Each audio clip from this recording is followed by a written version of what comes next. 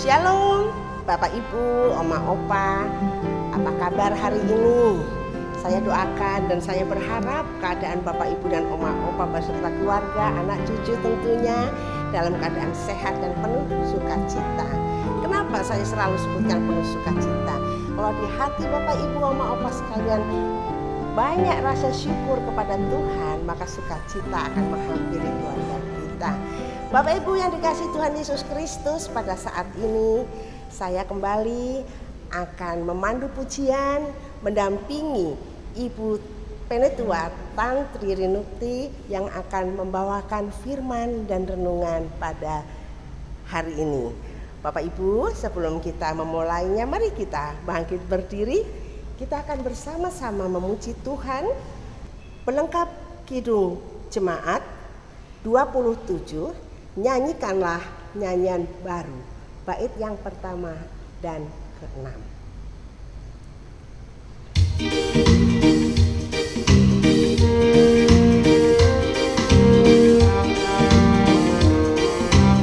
Kita nyanyi dengan penuh sukacita.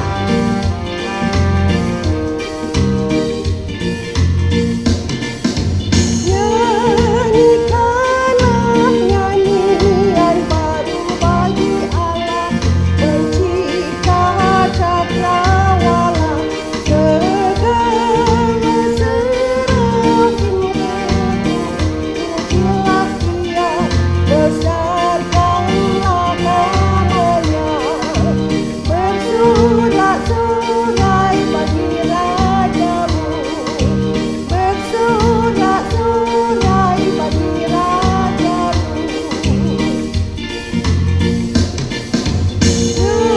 Nyanyikanlah nyanyian baru bagi Allah, semua ciptaannya semestaan. Pujilah Tuhan yang di sorga, nyanyikan haleluya, bersorak-sorai bagi Rajamu, bersorak-sorai bagi Rajamu. Persilahkan itu kami serahkan kepada Ibu Tantri Rinukti untuk membawakan firman dan renungannya.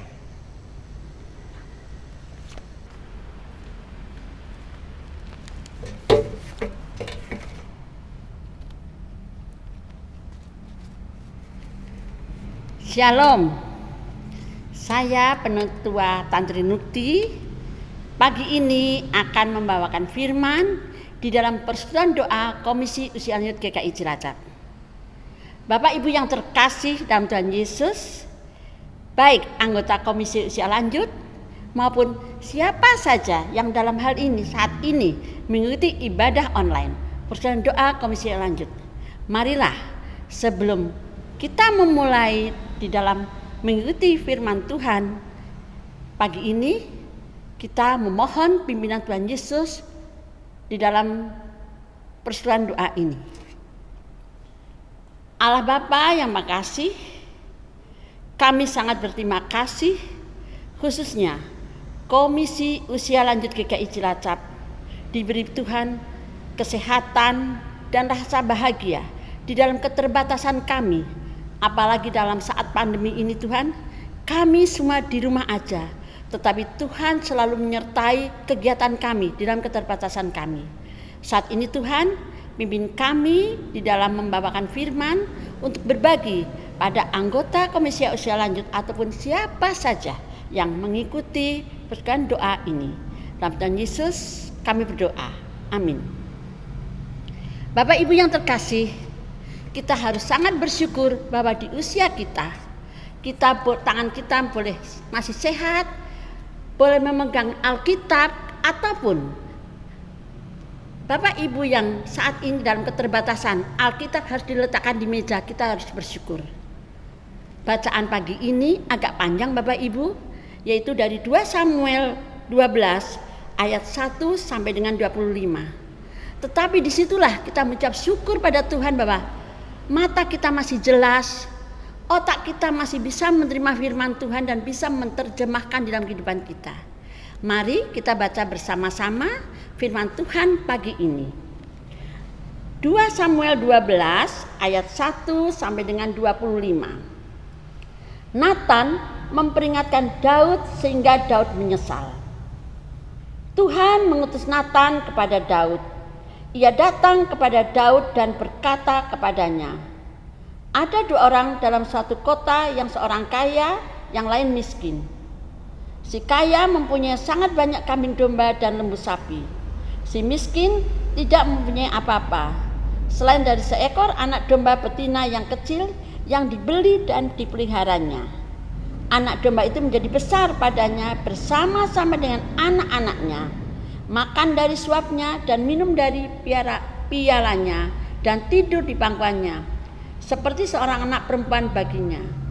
Pada suatu waktu, orang kaya itu mendapat tamu dan ia merasa sayang mengambil seekor dari kambing dombanya atau lembunya untuk memasaknya bagi pengembara yang datang kepadanya itu. Jadi ia mengambil anak domba betina kepunyaan si miskin itu dan memasaknya bagi orang yang datang kepadanya itu. Lalu Daud menjadi sangat marah karena orang itu dan ia berkata kepada Nathan, demi Tuhan yang hidup, orang yang melakukan itu harus dihukum mati. Dan anak domba betina itu harus dibayar gantinya 4 kali lipat. Karena ia telah melakukan hal itu dan oleh karena ia tidak kenal belas kasihan. Kemudian berkatalah Nathan kepada Daud, engkaulah orang itu.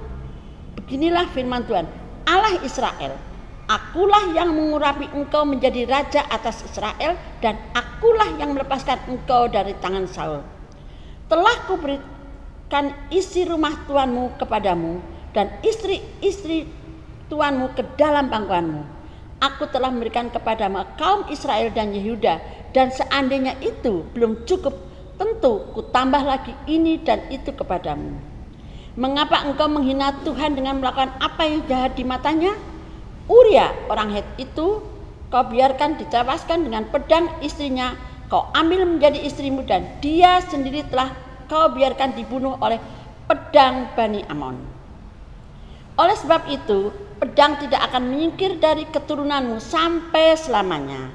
Karena engkau telah menghina aku dan mengambil istri Uria orang Het itu untuk menjadi istrimu. Beginilah firman Tuhan, bahwasanya malapetaka akan kutimpakan ke atasmu yang datang dari kaum keluargamu sendiri. Aku akan mengambil istri-istrimu di depan matamu dan memberikannya kepada orang lain. Orang itu akan tidur dengan istri-istrimu di siang hari. Sebab engkau telah melakukannya secara tersembunyi. Tetapi aku akan melakukan hal ini dengan seluruh Israel secara terang-terangan. Lalu berkatalah Daud kepada Nathan, aku sudah berdosa kepada Tuhan. Dan Nathan berkata kepada Daud, Tuhan telah menjauhkan dosamu itu, engkau tidak akan mati. Walaupun demikian, karena engkau dengan perbuatan ini telah sangat menista Tuhan, pastilah anak yang lahir bagimu itu akan mati. Kemudian pergilah Nathan ke rumahnya, dan Tuhan menulahi anak yang dilahirkan bekas istri Uria bagi Daud sehingga sakit. Lalu Daud memohon kepada Allah, oleh karena itu ia berpuasa dengan tekun, dan apabila ia masuk ke dalam semalam-malaman itu ia berbaring di tanah. Maka datanglah kepadanya para tua-tua yang di rumahnya untuk meminta ia bangun dari lantai. Tetapi ia tidak mau, juga ia tidak makan bersama-sama dengan mereka. Pada hari yang ke-7 matilah anak itu, dan pegawai-pegawai Daud takut memberitakan kepadanya bahwa anak itu sudah mati. Sebab mereka berkata, ketika anak itu masih hidup, kita telah berbicara kepadanya, tetapi ia tidak menghiraukan perkataan kita. Bagaimana kita dapat mengatakan kepadanya anak itu sudah mati?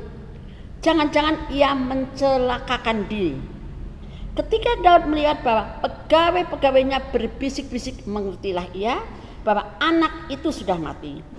Lalu Daud bertanya kepada pegawai-pegawainya, sudah matikah anak itu? Jawab mereka, sudah. Lalu Daud bangun dari lantai, ia mandi dan berurap dan bertukar pakaian. Ia masuk ke dalam rumah Tuhan dan sujud menyembah. Sudah itu pulanglah ia ke rumahnya, dan atas permintaannya dihidangkannya kepadanya roti, lalu ia makan. Berkatalah pegawai-pegawainya kepadanya, apalah artinya hal yang kau perbuat ini? Oleh karena anak yang masih hidup itu engkau berpuasa dan menangis. Tetapi sudah anak itu mati, engkau bangun dan makan.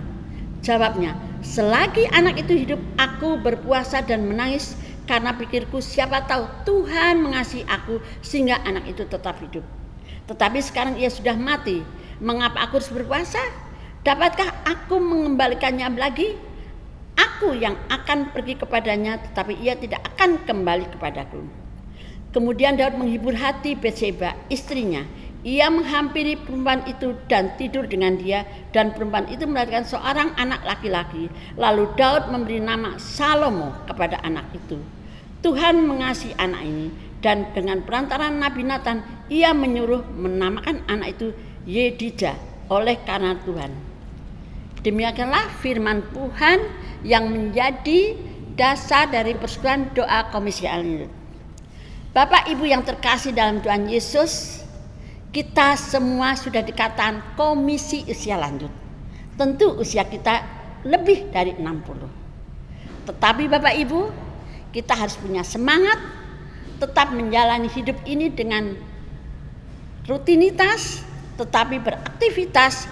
Dan kesempatan pada pagi ini saya akan berbagi di dalam renungan harian saya ambil di akhir tahun 2021, tepatnya 31 Desember, dengan judul Hidup Tetap Berjalan.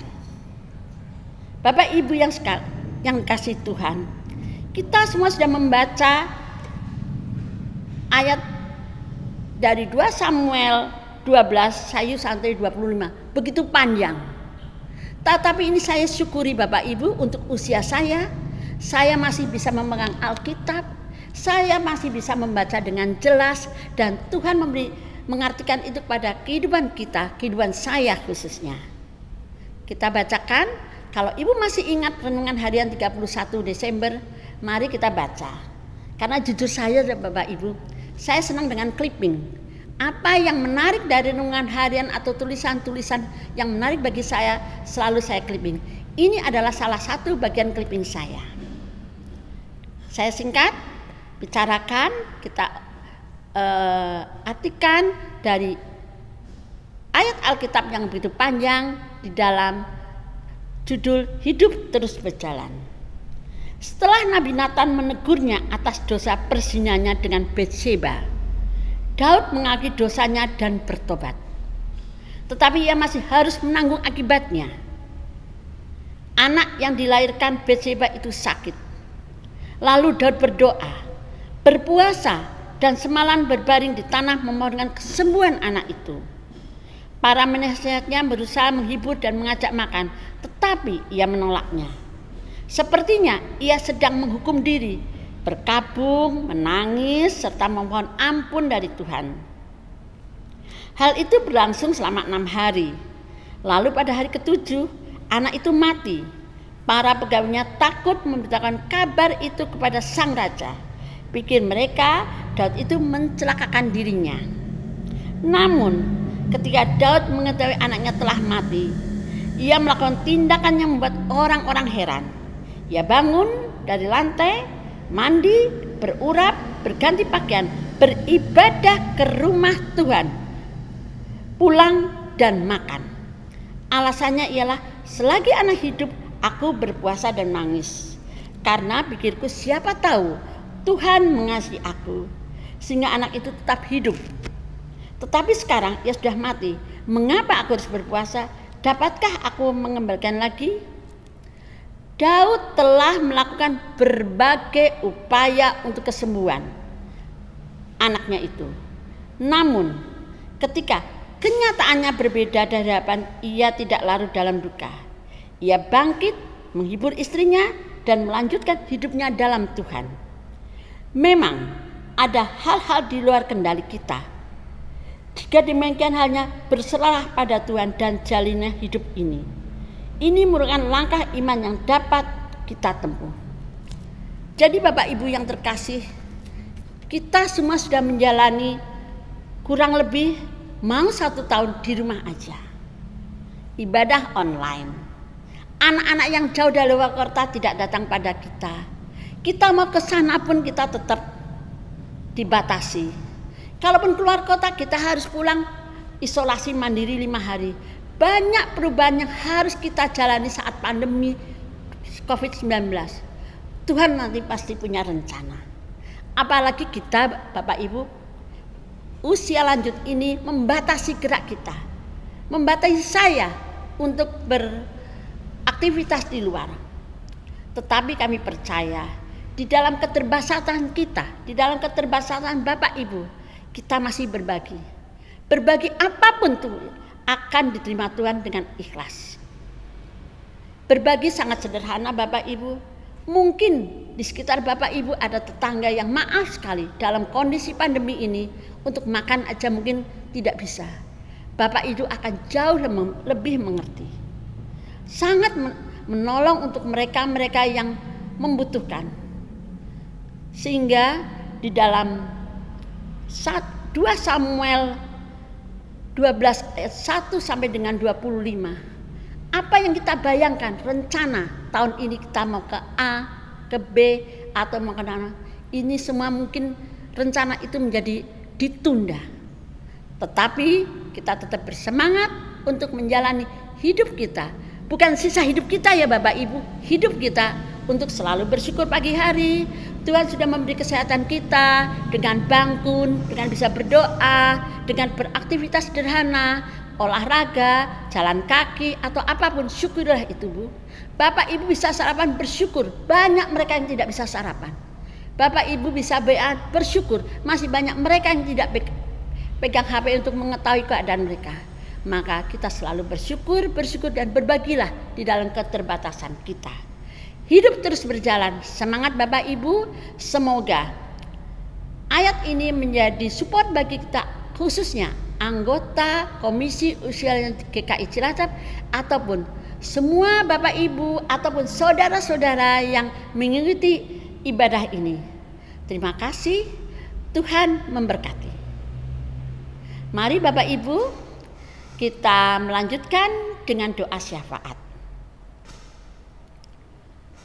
Allah Bapa yang makasih, kami kembali menghadap kehadirat-Mu untuk mengucap syukur bahwa Tuhan selalu memberi kami semua kebutuhan kami.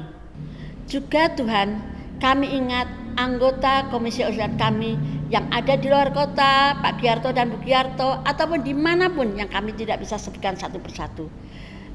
Tuhan sertalah mereka di dalam masa tua mereka. Biarlah masa tua mereka adalah masa tua bahagia dengan anak mereka di luar kota. Juga tengok Tuhan, anggota Komisi Lanjut GKI Cilacap yang tetap berada di kota Cilacap. Tengoklah kami satu persatu. Walaupun kami tidak bisa bertemu, tapi kami bisa saling mendoakan. Ataupun kami bersyukur Tuhan kalau kami masih bisa membalas, membaca berita yang telah kirimkan saudara-saudara anggota Indonesia di dalam grup Komisi Usia Lanjut. Pimpin kami Tuhan untuk memenuhi segala kebutuhan kami. Juga Tuhan kami berdoa untuk gereja kami. Pimpin Tuhan di dalam pelayanan gereja kami di dalam masa pandemi. Tuhan mengerti keadaan kami. Tuhan akan memenuhi kebutuhan kami, melebihi kebutuhan kami. Tuhan kami terima kasih juga untuk semua berita yang telah Tuhan berikan pada kami. Bagi yang membuat kami suka atau membuat kami prihatin. Tapi kami percaya Tuhan punya rencana. Juga saat ini Tuhan, di mana pandemi ini belum berkurang. Tuhan tolonglah kami khususnya Komisi Usia Lanjut tetap disiplin di dalam menerapkan protokol kesehatan di dalam rumah kami masing-masing. Juga untuk anak cucu kami semua yang di dalam kota, di luar kota, mereka yang bekerja maupun dimanapun mereka berada, tengoklah Tuhan di dalam kesehatan kesibukan mereka. Berkatilah usaha mereka satu persatu. Tuhan Yesus, kami berterima kasih. Doa ini kami tutup di dalam nama Tuhan kami, Yesus Kristus. Amin.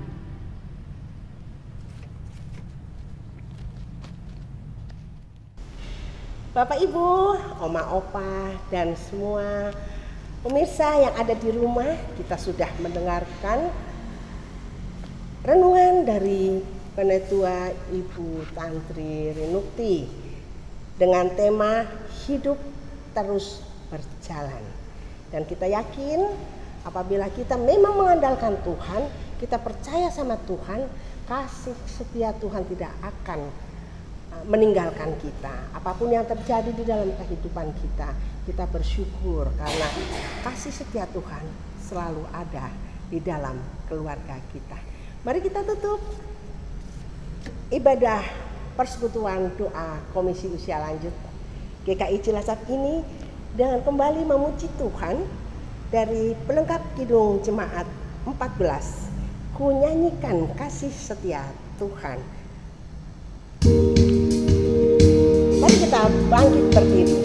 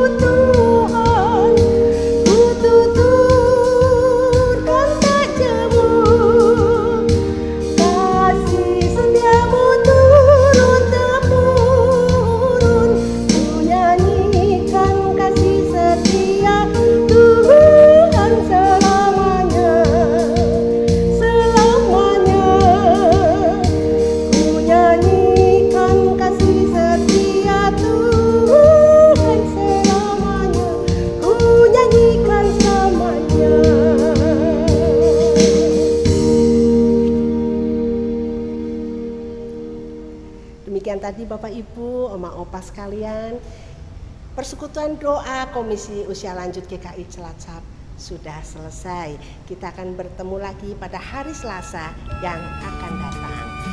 Tuhan Yesus memberkati kita semua.